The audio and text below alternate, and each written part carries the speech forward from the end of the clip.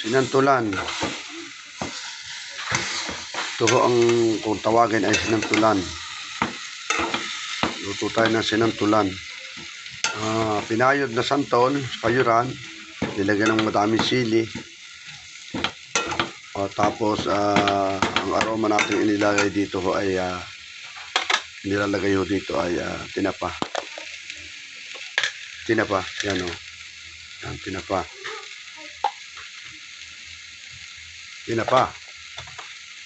Papatakan ho natin ng konting asukal pagluluto nito, ano, at saka gata.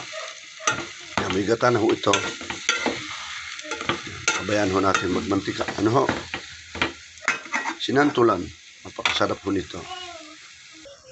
Ito ang ating sinantulan, no?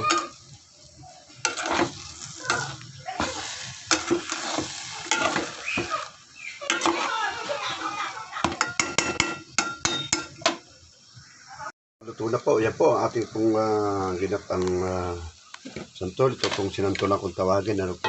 Mga kabaro. Tayo nagluluto ng sinantulang may halong luya. Ang ingredients nito, luya, no? Sili, manghang, siling kinungpas, at tinapa, ano ho? Siyempre, mantikilya, ano ho? Butter. Ito ang buttered sinantulan with tinapa. Ayan o, mga kabaro. The butter, the sinantulan with tinapa. Ating pong recipe ngayong umaga. Ano po? At ito yung paborito po ng aking si Dayan, yung mag-anak. Ano po? Daniel. Loan.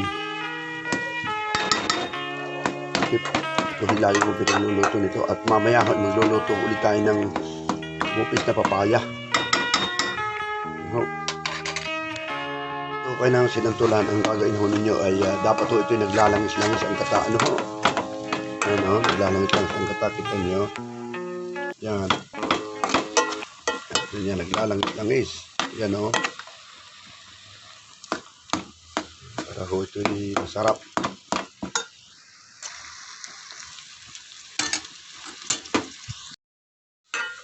At paluto na, ayan ho, nagmamanti-mantika ang tabi, kita niyo, yan, nagmamanti-mantika ho, yan o, yan o, ayan o, ayan o, ayan o, ayan o, ayan o, ayan o, ayan o, ayan o, bango, bango.